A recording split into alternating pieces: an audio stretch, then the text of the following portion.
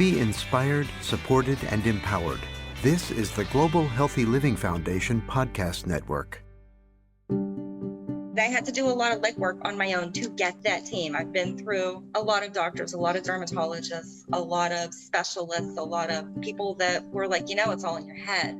And you got to let that go. You got to drop that and find somebody who knows that it's not in your head. Hello, and welcome to Getting Clear on Psoriasis. I'm your host, David Brandt, and I've been living with psoriasis for more than 30 years. In this podcast series, we bring you stories about different people's experiences with psoriasis and hear from medical professionals who treat the condition every day. Our goal is to offer tools and resources to help you manage your psoriasis, seek out the best treatment options, and live a more full and productive life. This podcast is for general information purposes only and should not be substituted for medical advice. Please consult your own medical professional with any questions regarding a medical condition, advice, diagnosis, or treatment. So far, we've talked about what psoriasis is and how it can affect daily life. But there's a bigger picture. 5 to 30% of psoriasis patients eventually develop psoriatic arthritis. This is a form of arthritis that affects some people with psoriasis and can cause joint pain, stiffness, and swelling. What's more, psoriasis can occur with related conditions or comorbidities, things like diabetes or cardiovascular disease. And a patient's mental health may begin to suffer as well. So psoriasis patients often need a coordinated team of medical professionals. My rheumatologist does my arthritis. My dermatologist does my skin and everything related to it. And my PCP handles most of my comorbidities. Melissa Witham-Voss is a professional chef who lives in Waukegan, Illinois. She's lived with psoriasis and several related conditions for a number of years.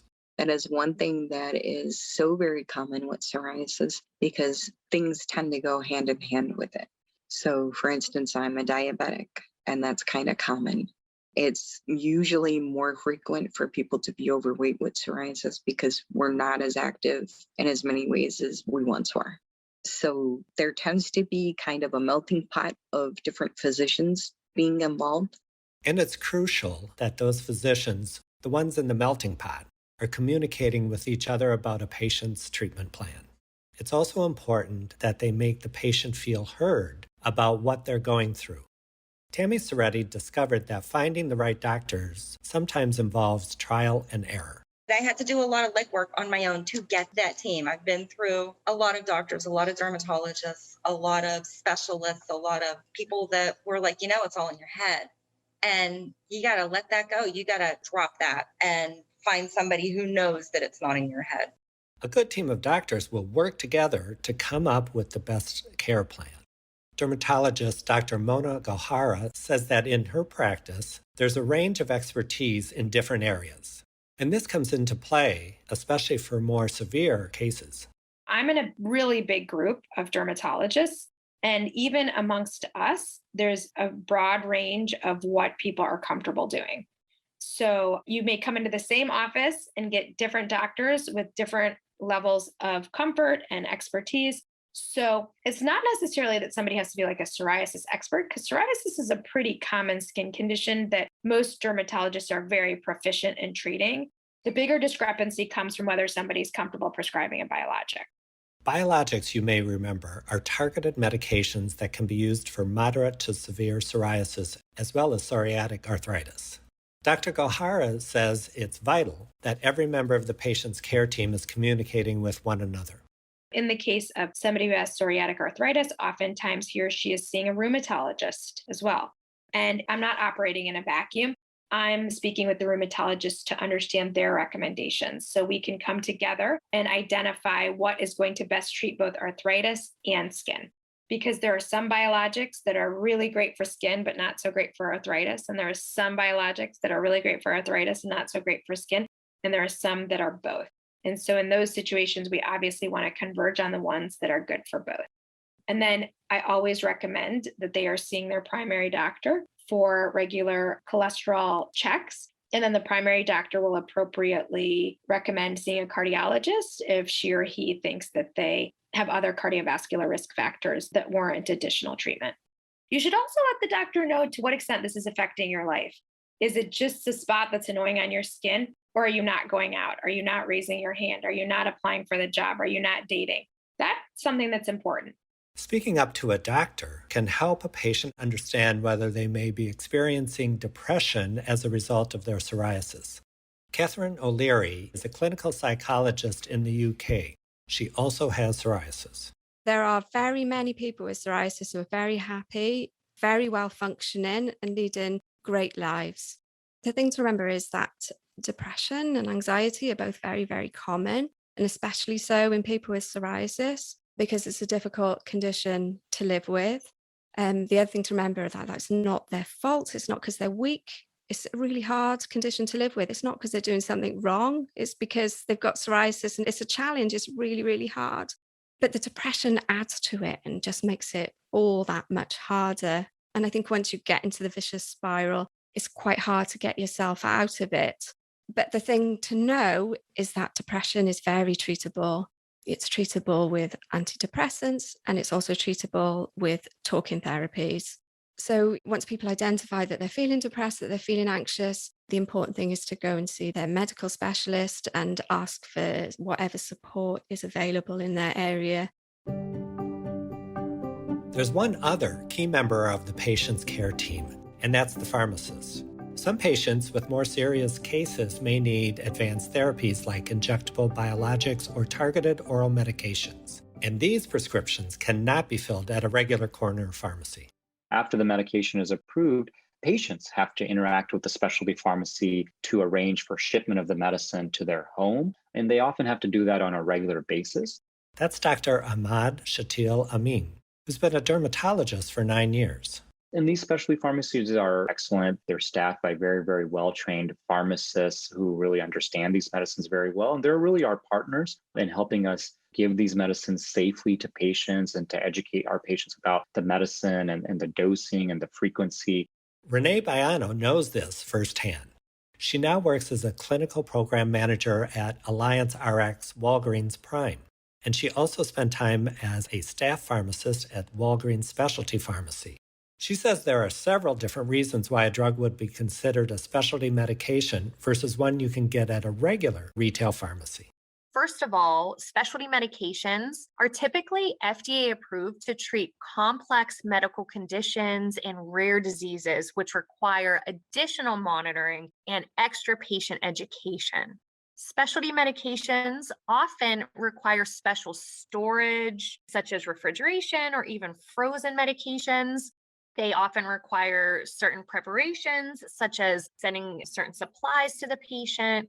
And they also require special handling sometimes. So the specialty pharmacy is well equipped to get the patient's medication out properly. And she says specialty medications can be very expensive. Specialty pharmacies can work with patients and their providers to help facilitate insurance coverage and locate financial assistance. Renee says specialty pharmacists are also trained to maintain regular contact with the patient. Your pharmacist will be checking in with you regularly to ask you certain questions to make sure you are doing well on therapy. So they may be asking if you're having any side effects so that you can discuss what to do about those. They may be asking how you're doing with taking your medication as prescribed so that they could help guide you through ways to make sure you're taking your medication properly. And they may be checking in to see how you're doing in general in therapy to make sure the medication is working effectively for you. And Renee says the specialty pharmacists should stay on top of things to help people stick with their treatment plans. Another concern that we see from a lot of patients starting systemic therapies is that when they start to feel better, they think they can start skipping or holding doses.